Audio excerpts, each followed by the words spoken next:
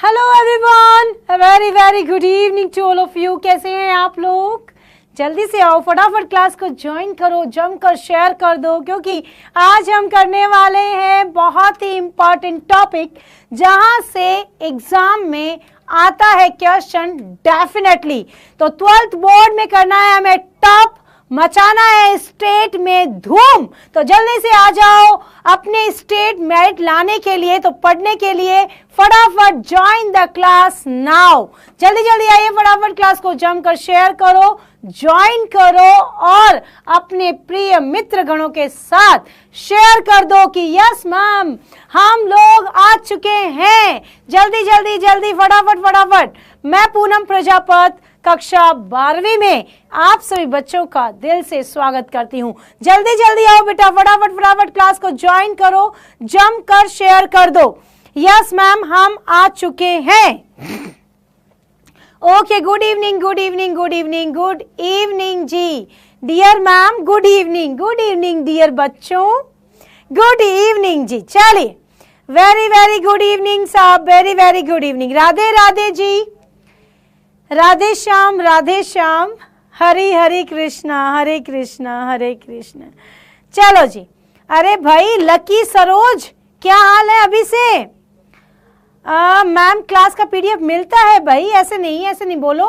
हर class का PDF Telegram channel पर मैंने डाल दिया है, आप ऐसे झूठ मत बोलो यार।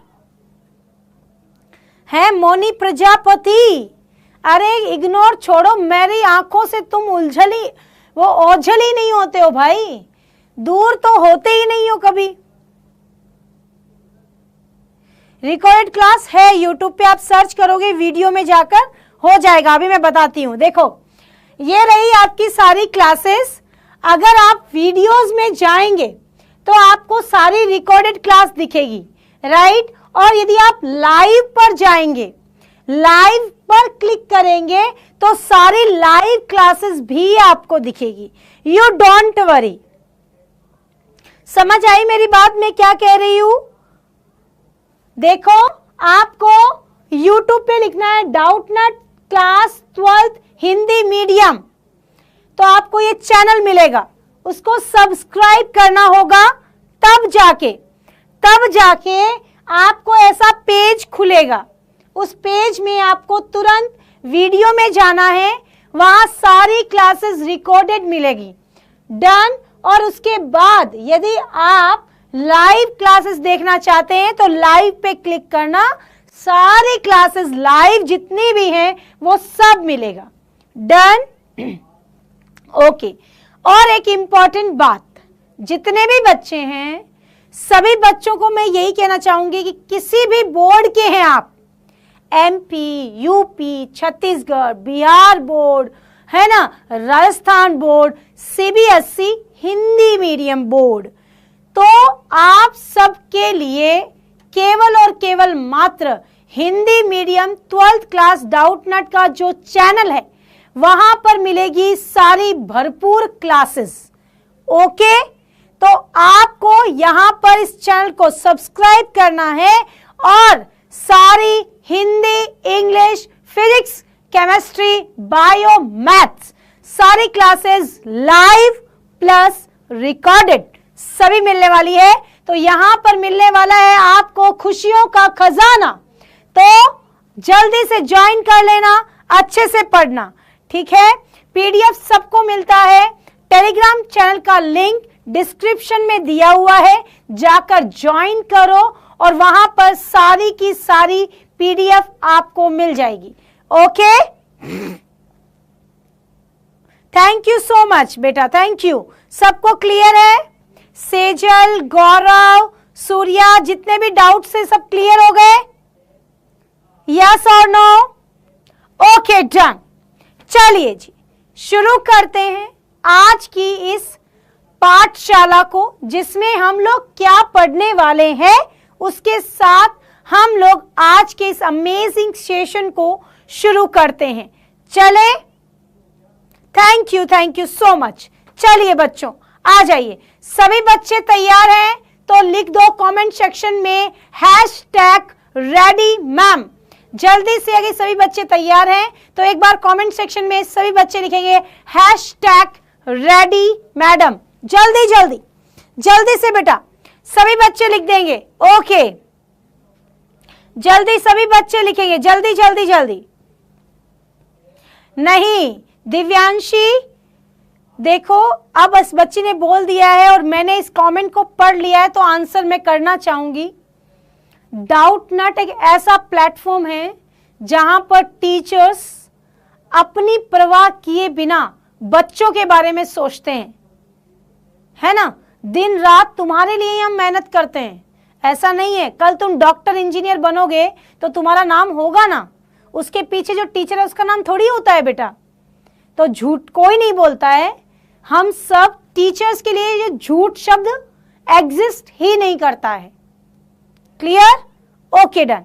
चलिए सब बच्चे रेडी है, #रेडी लिख दिया है। Okay done. चलिए जी, तो हम लोगों ने पिछले क्लास में आज अपना लेक्चर कितना है भाई? आज अपने पास लेक्चर नंबर कितना है बच्चों? आज हम पढ़ने वाले हैं, आज हम क्या पढ़ने वाले हैं? लेक्चर 4। डन। हमने फर्स्ट लेक्चर में विलियन के प्रकार डन, फिर सांद्रता डन, उसके बाद विलयता का टॉपिक पढ़ रहे थे। हम लोग कौन सा टॉपिक पढ़ रहे हैं? विलयता का। राइट, बात समझ में आ गई? चले चले, तो विलयता में हमने क्या पढ़ा वो हम लोग रिवाइज करते हुए आज के टॉपिक को पढ़ेंगे। ठीक है, आ जाइए। देखो बच्चों, हम पीछे का रिवीजन करते हैं। ठीक है, पीछे हमने क्या पढ़ा? द्रव्य विलयन। ठीक है, द्रव्य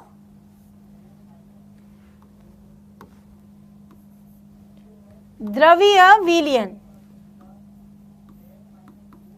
क्लियर? और द्रव्य विलयन में हमने क्या पढ़ा? हमने पढ़े 3 प्रकार। क्या भाई? ठोस प्लस द्रव, ठीक, द्रव प्लस द्रव, और अब हम पढ़ने वाले हैं आज क्या बेटा? गैस प्लस द्रव। राइट, हाँ या ना? यानी आज का हम जो टॉपिक पढ़ने वाले हैं वो क्या है? गैसों की द्रव में विलयता क्या होती है। गैसों को द्रव में जब घोला जाता है तो उसकी विलयता कैसी होती है। डन, वो कैसे उसमें घुलता है। यानी आज हम लोग जैसे ही गैस की द्रव में विलयता को दिमाग में लेंगे तो तुरंत हमारे माइंड में क्या क्लिक होना चाहिए? तुरंत अपने माइंड में क्या क्लिक होना चाहिए जब हम क्या पढ़ते हैं? गैस की द्रव में विलयता। डन। जब हम ये पढ़ रहे हैं तो हमारे दिमाग में हमेशा क्या क्लिक करना चाहिए बेटा? कुछ नहीं, केवल और केवल अपने दिमाग में क्लिक करना चाहिए। क्या भाई? अपने दिमाग में क्लिक करना चाहिए। As example soda water, soda water. Done. यानी कि सोडा वाटर क्या है भाई? क्या है? जल्दी बताओ, सोडा वाटर क्या है?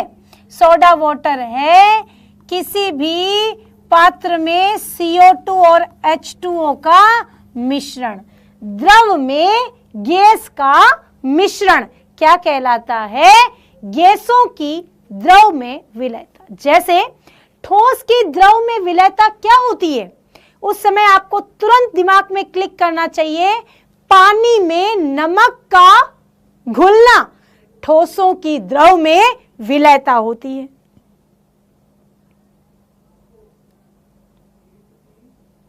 चले, बात समझ में आई? तो गैसों की द्रव में तो क्या याद रखना है सभी बच्चे? फटाफट कमेंट में लिखो सोडा वाटर। सभी बच्चे कमेंट में लिखेंगे soda water. Done. Okay okay, चलिए तो अब अगला टॉपिक क्या है? गैस की द्रव में विलेयता को प्रभावित करने वाले कारक,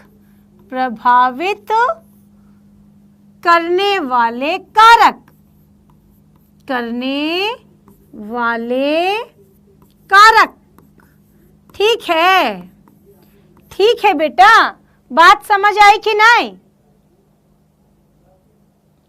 चले बेटे, ओके डन। चलिए जी, आ जाओ। तो अब चलते हैं आगे। गैस की द्रव में विलेयता को प्रभावित करने वाले कारक का क्या होगा मान? तो सबसे पहला कारक कौन है? गैस की प्रकृति,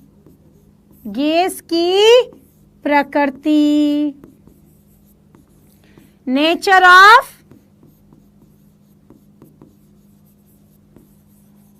ऑफ गैस। क्लियर? सेकंड, विलायक की प्रकृति,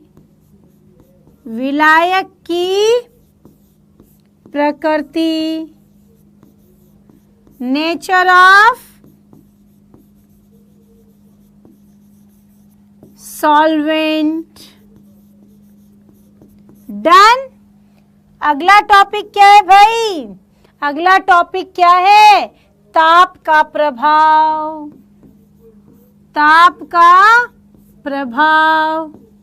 और सबसे लास्ट में क्या पढ़ना है? दाब का प्रभाव। क्लियर है? हाँ या ना बेटे? बात समझ में आई कि नहीं? यानी आज हम ये सब पढ़ने वाले हैं। आज हम ये पढ़ेंगे। क्लियर है सभी बच्चों को? आज हम क्या पढ़ने वाले हैं? गैस की द्रव में विलेयता और गैस की द्रव में विलेयता को प्रभावित करने वाले कारक, ये सब हम आज पढ़ने वाले हैं। हाँ या ना बेटे? हाँ या ना? जल्दी बताओ, बात समझ आई कि नहीं? जल्दी से बताइए। जी मैम, आई मैम जी, आई। ओके, तो सभी बच्चे कमेंट में लिख दें कि यस मैम। जल्दी लिख दो भाई, जल्दी। चलो आप जब तक लिखो, जब तक हम शुरू करते हैं। सबसे पहले गैसों की द्रव में विलेयता। गैसों की द्रव में विलेयता को हम क्या समझेंगे? देखो, कोई भी गैस है, अगर वो द्रव में घुलती है तो कैसे घुलेगी भाई? जरूरी है ना कि वो उसके घोलने की सिस्टम को फॉलो करे, तभी तो घुलेगी, ऐसे तो नहीं घुल सकती। तो सबसे पहले अगर मैं बात करूं कि अगर गैस द्रव में घुलती है तो सबसे पहले हम क्या देखते हैं कि बहुत सारी गैसें जब घुल जाती है तो घुली हुई, फॉर एग्जाम्पल का है ऑक्सीजन। जैसे किसी भी पात्र को आप ले लें और उस पात्र में पानी है और उसके ऊपर आप कोई भी गैस जैसे कि HCl गैस अंदर डालते हैं, HCl गैस को प्रवाहित कराते हैं, तो वो उसमें घुलने लग जाती है। इसे हम क्या कहते हैं? किसी भी गैस की द्रव में विलेयता। ठीक है, अब हम किसी भी गैस की द्रव में विलेयता को यदि पढ़ते हैं तो घुलने के लिए या किसी में किसी को घोलने के लिए कुछ तो आइडेंटिफाई करना होगा ना। तो सबसे पहले बताया गया, अगर मैं बात करूं तो सबसे पहले आपको क्या देखना है? गैस की प्रकृति क्या होगी। फॉर एग्जाम्पल, जैसे अगर मैं किसी शादी में जाती हूं, है ना, और जब मैं किसी की शादी में जाती हूं तो जहां शादी हो रही है जिस घर में, वो लोग मुझे पहले से ही जानते हैं, तो मुझे बहुत अच्छा लगेगा वो सामने से आगे मुझसे हाय हेलो कैसे हो, जल्दी जल्दी घुलना मिलना शुरू हो जाएगा, बात करना शुरू हो जाएगा, हाँ या ना। यानी कि अगर मैं जाते ही किसी से बात करना शुरू कर दूं, घुलना मिलना शुरू कर दूं, तो वहां पर मेरा एग्जिस्ट करना ज्यादा पॉसिबल होगा, यानी कि वहां पर मेरे रहने की पॉसिबिलिटी ज्यादा होगी। यस और नो, हाँ या ना, सही है कि नहीं, बताओ जल्दी। अगर मैं किसी के घर में जाऊं, शादी वाले घर में, और जल्दी से उनके साथ घुलना मिलना शुरू कर दूं, तो क्या पॉसिबिलिटी है कि मैं जल्दी से उनके साथ अच्छे से रह पाऊंगी, हाँ या ना। दूसरा एग्जाम्पल सुनो, जैसे किसी लड़की की शादी होती है, नई शादी होती है, वो नए घर में जाती है। अब नए घर में जाते से ही अगर वो लोगों से बातचीत करना शुरू कर दे, तब तो उसका मन लग जाएगा, हाँ या ना। और अगर वो बातचीत ना करे तो क्या उसका मन लगेगा? नहीं। ऐसा ही जो लड़की शादी करके जा रही है ना, वो गैस है, और उसकी प्रवृत्ति कैसी होनी चाहिए? घुलने मिलने वाली होनी चाहिए। जितना ज्यादा घुलेगी मिलेगी, उतना ही ज्यादा एग्जिस्ट करेगी, उतनी ही उसमें घुलने की क्षमता ज्यादा होगी। यस और नो बेटा, यस और नो, बात समझ में आ गई? Right, all right ma'am, thank you so much, thank you. अगर एग्जाम्पल समझ में आ गया है तो हैशटैग इजी लिख दो। सभी बच्चे कमेंट में हैशटैग इजी लिख दो। चलिए जी, तो गैस की प्रकृति की बात करूं तो दो प्रकार की प्रवृत्ति होती है। दो प्रकार की प्रवृत्ति होती है, एक तो गैस जो विलायक में क्या करती है? घुलती है, और दूसरी घुलती नहीं है। सभी बच्चे मेरे साथ साथ नोट्स बना लेना, ठीक है। तो देखो भाई, गैस की प्रवृत्ति में क्या होता है? जब कोई गैस विलायक में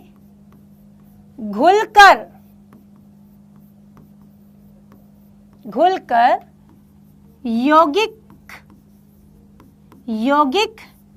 बनाती है, घुलकर यौगिक बनाती है या आयनीकृत होती है, आयनीकृत होती है,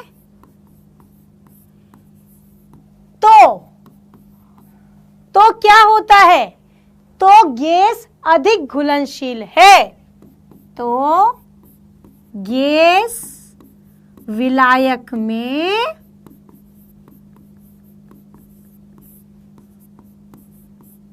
अधिक घुलनशील है।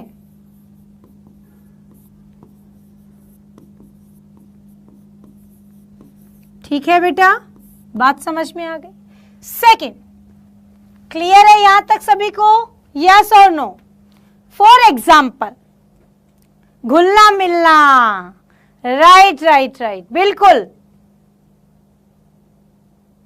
चले, जैसे फॉर एग्जाम्पल मैं बात करूं तो फॉर एग्जाम्पल जैसे अमोनिया गैस है, वो पानी के साथ घुलती है, बहुत अच्छे से घुलती है, और क्या बना लेती है? NH4OH, अमोनियम हाइड्रोक्साइड, और यही जलीय विलयन में क्या देता है? NH4+ OH-। क्लियर, हाँ या ना? चले बच्चों, आप जितने भी बच्चे अभी देख रहे हैं, क्या आप पढ़ रहे हो? पढ़ रहे हो कि नहीं पढ़ रहे हो, कि केवल बातें ही कर रहे हो? हाँ, कितने बच्चे हैं जो पढ़ रहे हैं? कितने बच्चे हैं जो पढ़ रहे हैं, बाकी बातें कर रहे हैं? मुझे तो लगता है अधिकांश बच्चे बातें कर रहे हैं, है ना। रीना नाम की एक बच्ची है ना, और कितने बच्चे जो केवल बातें ही कर रहे हैं, है ना। शवी है, सब बच्चे बातें कर रहे हैं। बेटा पढ़ना नहीं है,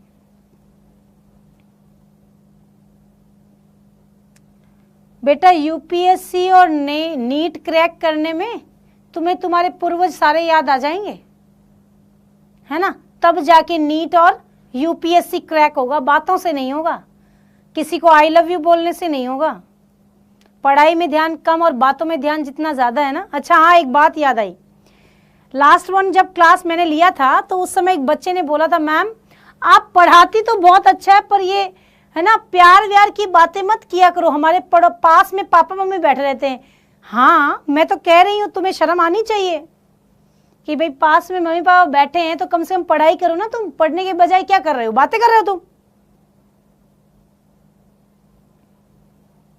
समझ आ रही है जो मैं कह रही हूं तुम्हें? तो अगर तुम्हें इतनी ही अगर तुम में इतनी ही शर्म और हया है तो पढ़ाई क्यों नहीं कर रहे हो? पढ़ लो थोड़ा, तो तुम्हारा और तुम्हारे घर वालों का जीवन सुधर जाएगा भाई। आ जाओ इधर। दूसरा है, जब कोई गैस विलायक में कम घुलती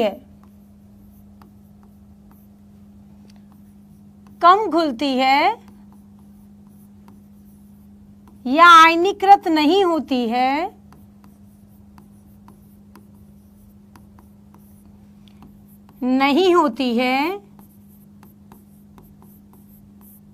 आयनीकृत नहीं होती है, तो वह गैस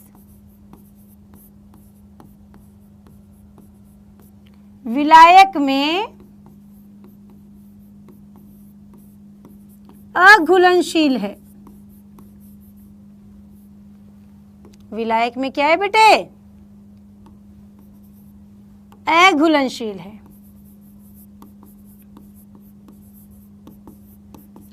ठीक है, बात समझ में आ गई। जैसे फॉर एग्जाम्पल पानी में क्या भाई? ऑक्सीजन, नाइट्रोजन, हाइड्रोजन, ये वो गैसें हैं जो पानी में बहुत कम मात्रा में घुलती है। क्लियर? बात समझ में आ गया? चले, ओके डन। सबको बात समझ में आ गई तो एक बार सभी बच्चे कमेंट में लिख देंगे #easy। जल्दी जल्दी जल्दी सभी बच्चे, मैंने सब लिखकर बताया है, आप भी सब लिख लेना।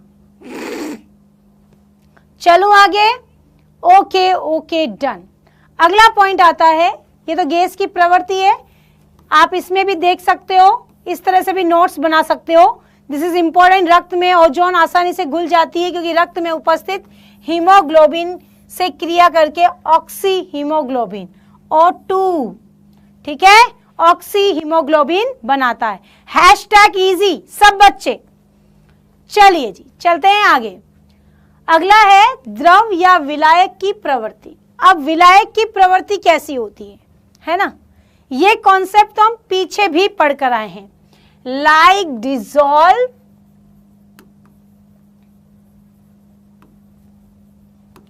लाइक कॉन्सेप्ट,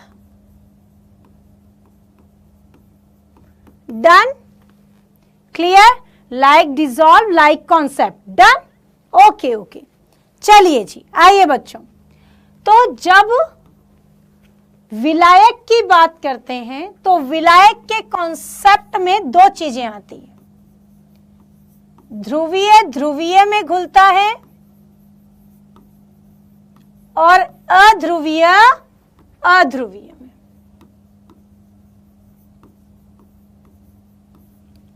अध्रुवीय में, ठीक है? क्लियर? यानी कि अगर आपके पास विलय मतलब गैस ध्रुवीय है तो विलायक भी क्या होगा? ध्रुवीय ही होगा।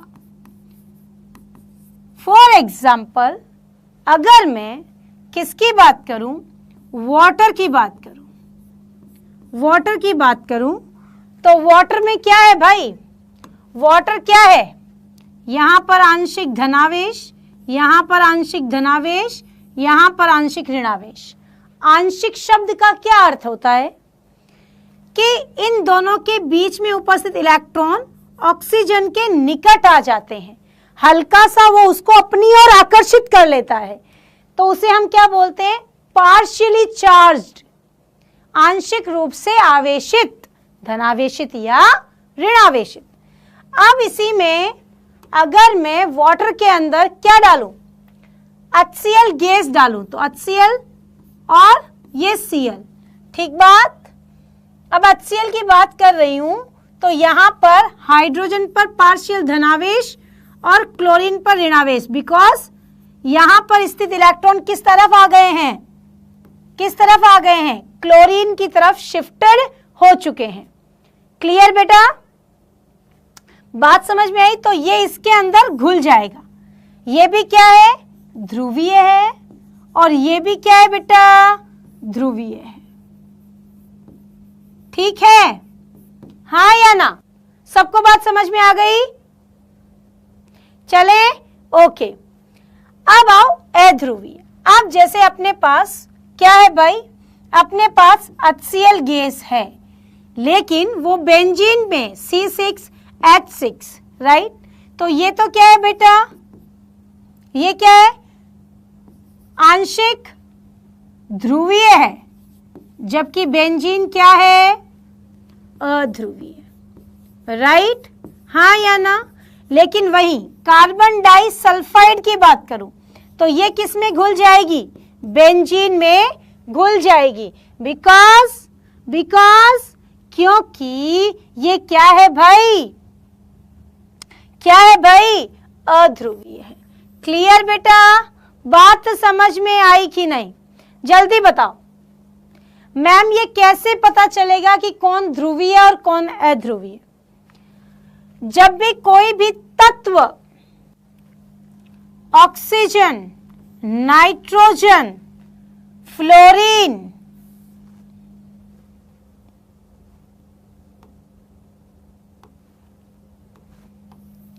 कोई भी पदार्थ, कोई भी तत्व, फोन, ClBr, इनकी तो लगभग विद्युत ऋणता ही समान होती है, इनकी विद्युत ऋणता बहुत अधिक होती है। कोई भी तत्व अगर इनके साथ जुड़ा है, फ्लोरीन, ऑक्सीजन, नाइट्रोजन, क्लोरीन, अगर कोई भी तत्व इनके साथ जुड़ा है, डेफिनेटली 101% वो क्या होगा, ध्रुवीय। सब बच्चे नोट कर लेना। चले, शुभ निशा है, पता नहीं क्या नाम है, शुभा निशा है। बेटा पढ़ाई करनी होगी और पढ़ने के लिए तुम्हें तपना होगा, है ना।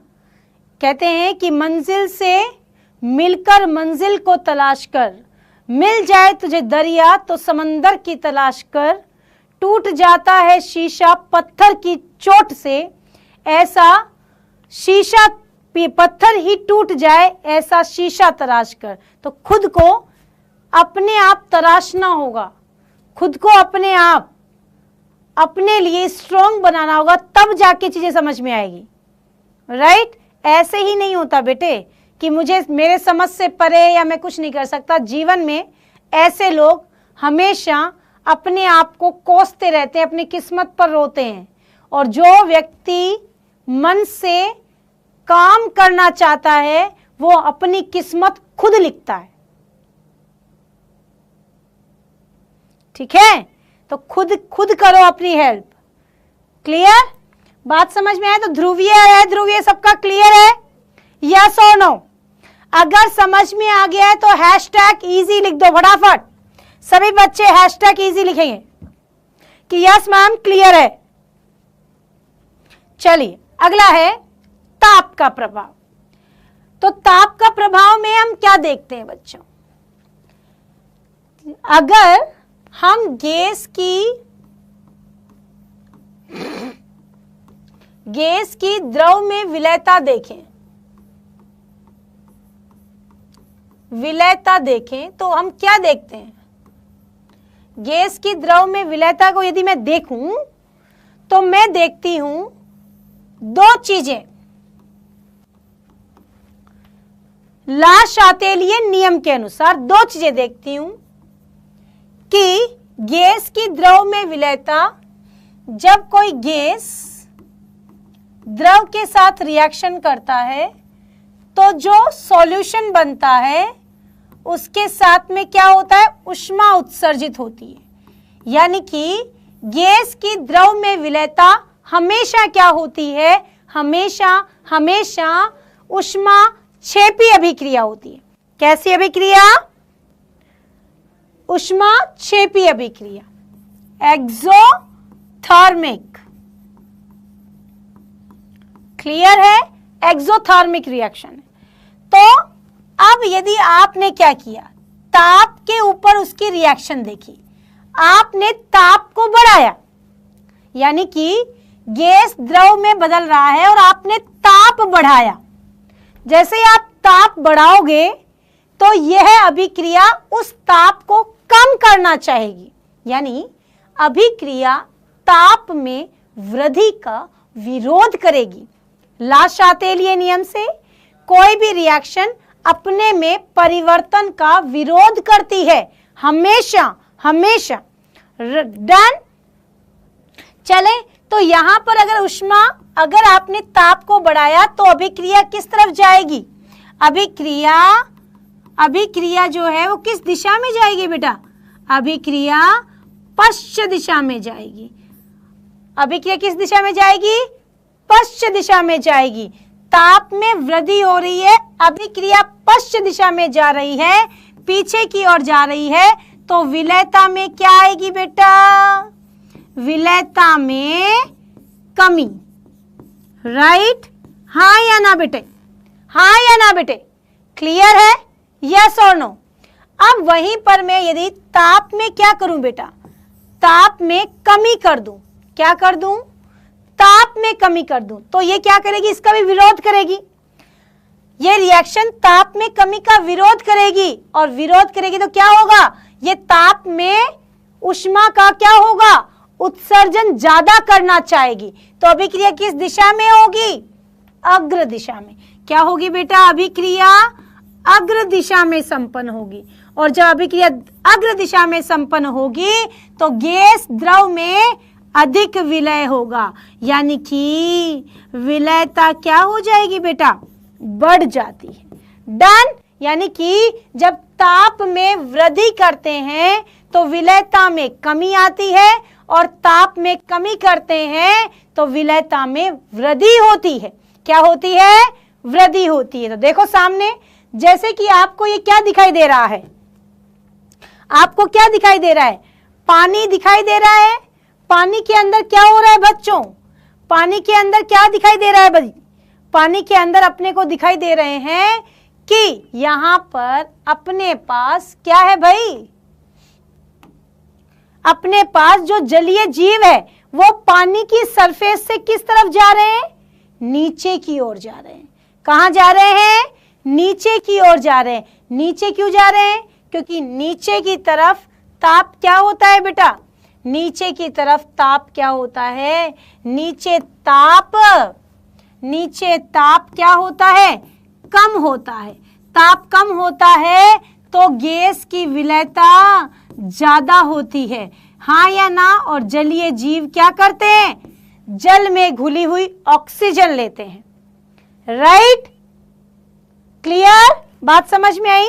तो इस प्रकार जलीय जीव हमेशा नीचे की तरफ क्यों रहते हैं, क्योंकि वहां पर ताप में कमी होती है, गैस की विलयता ज्यादा होती है, ताकि वो पानी में से ऑक्सीजन गैस ले सके।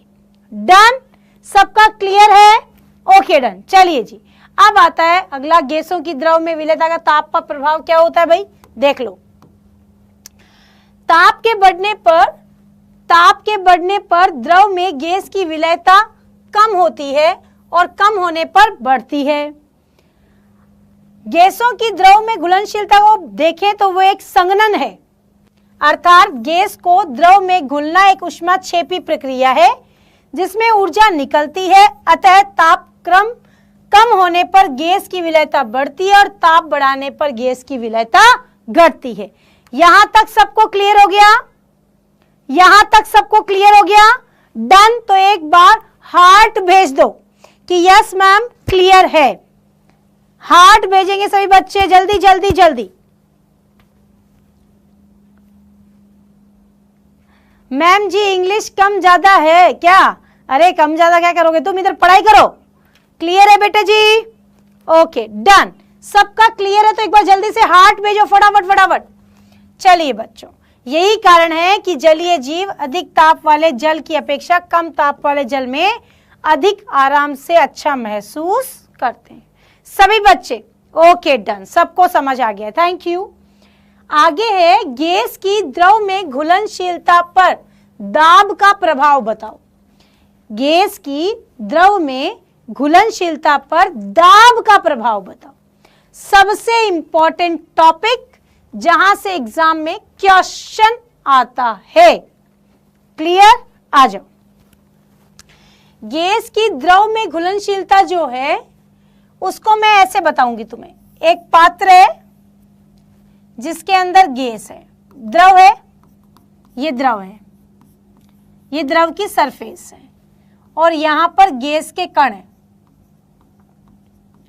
ठीक है, और इसके ऊपर पिस्टन लगा हुआ है। क्या लगा हुआ है? पिस्टन लगा हुआ है।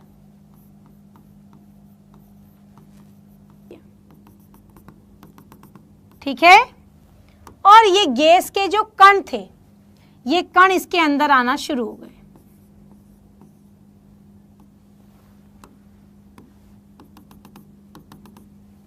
गैस के कण इसमें घुलना मिलना शुरू हो गए और पिस्टन अब यहां पर आ गया। क्लियर है? हाँ या ना? यहां से पिस्टन खिसक कर यहां पर आ गया, यानी कि क्या कर दिया? गैस ने क्या किया बेटे? पिस्टन ने गैस के कणों पर दाब डाला। जितना ज्यादा द्रव की सतह पर, जितना ज्यादा द्रव की सतह पर गैस के अणुओं द्वारा दाब डाला जाएगा, उतनी ही ज्यादा वो गैस द्रव में घुलेगी। क्लियर बेटा? अब एक बच्चा है, अब मैं क्या बोलूं, मेरा नजर चली गई है, शशांक मौर्य नाम का। वो कह रहा है कि मेरा प्रपोजल एक्सेप्ट करो। अपनी मम्मी पापा को बेटा प्रपोजल भेज दो, है ना? ये लिखकर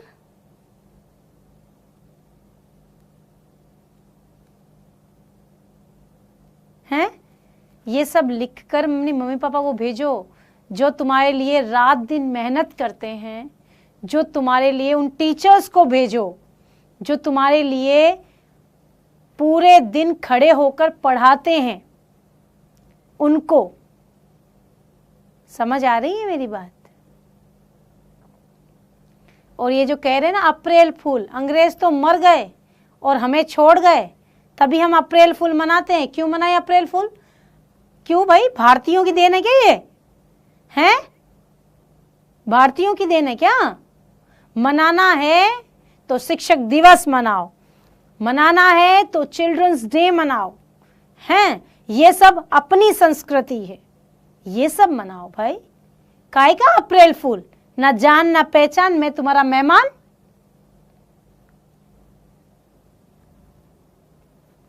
पढ़ाई पे ध्यान दो। प्यार करना है तो अपने माँ बाप से करो, उनसे प्यार करो, वो तुम्हें बहुत अच्छी जिंदगी दे रहे हैं।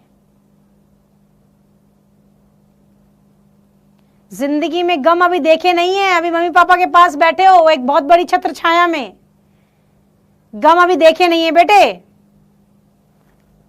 जिस दिन गम से रूबरू हो गए ना, जिंदगी की सच्चाई समझ में आ जाएगी।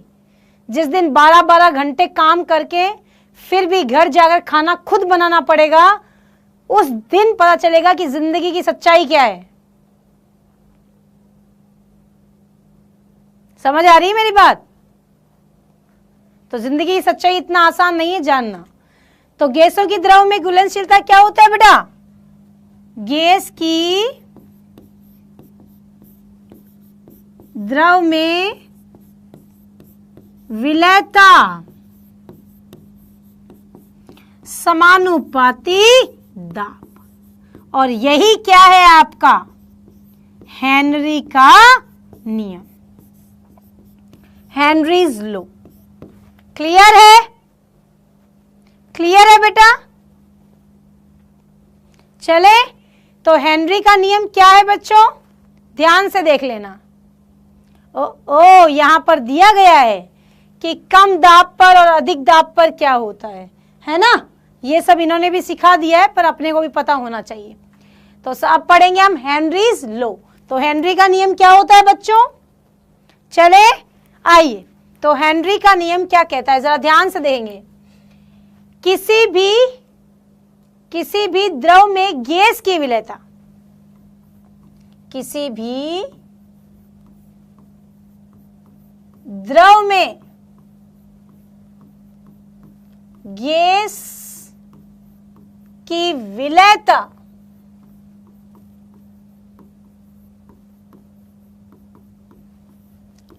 गैस के कणों द्वारा द्रव की सतह पर डाले गए दाब के क्या होती है भाई? समानुपाती होती है, समानुपाती होती है।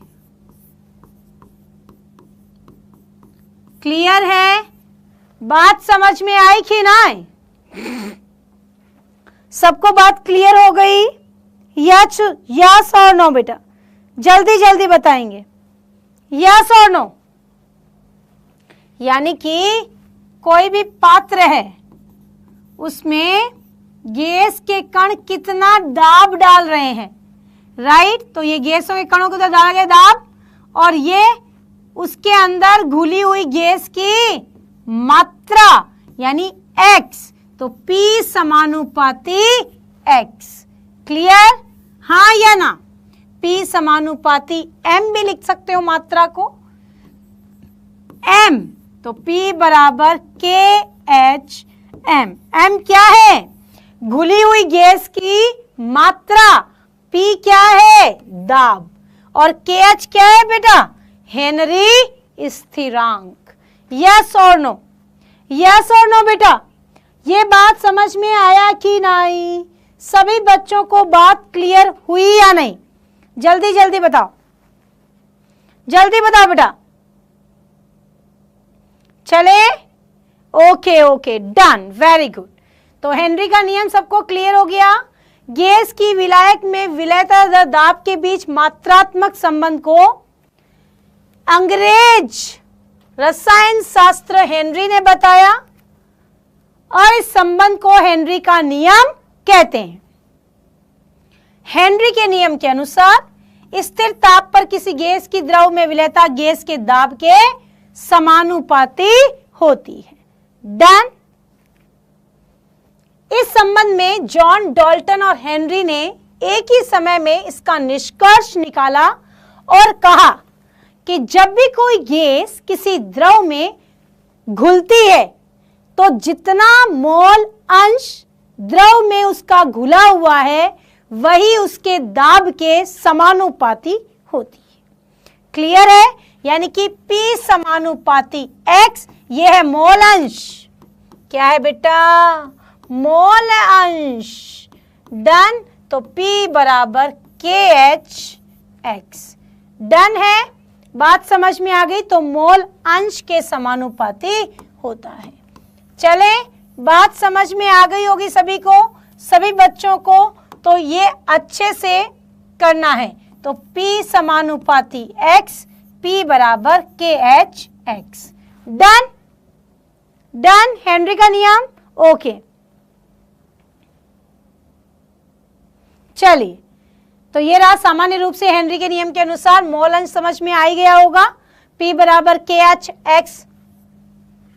ये क्या है? हेनरी स्थिरांक, P आंशिक दाब, X मोल अंश। क्लियर?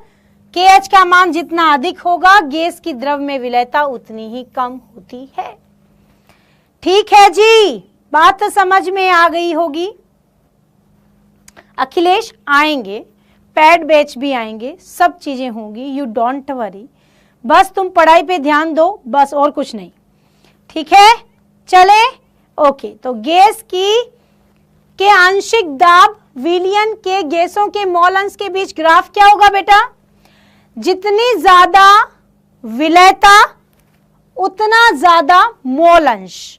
मोल अंश मतलब गैस की मात्रा जितनी ज्यादा होगी विलयता उतनी ही ज्यादा होगी। तो एक स्ट्रेट ग्राफ आपको दिखाई दे रहा है, क्लियर है?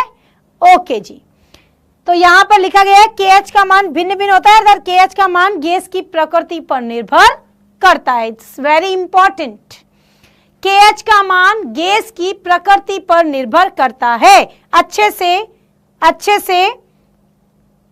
अच्छे से याद रख लेना कि किसी भी गैस की विलयता किस पर निर्भर करती है? KH का मान गैस की प्रकृति पर निर्भर करता है। चले, ओके, डन। अब आता है हेनरी के नियम के अनुप्रयोग। क्या है बेटा? हेनरी के नियम के अनुप्रयोग, जो कि हम करेंगे अगली क्लास में डिस्कस। आज की क्लास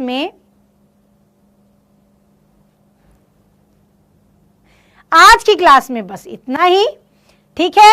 अब बता दो जल्दी से, आज जितना भी हमने कवर किया है सबको समझ आया है या नहीं? सबको क्लियर हुआ है या नहीं? जल्दी बताओ, जल्दी बताओ बेटा, सबको क्लियर हुआ या नहीं? जल्दी जल्दी बता दो फटाफट। सबको समझ में आया है कि नहीं? जल्दी से बताइए। यस मैम, समझ में आ गया तो फटाफट लिखो #easy।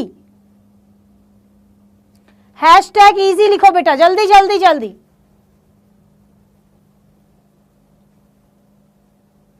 चले, ओके, डन। तो बच्चों आज की क्लास में बस इतना ही, मिलते हैं नेक्स्ट क्लास में, ठीक है। कब? वेडनेसडे को, वही रात को 8 बजे।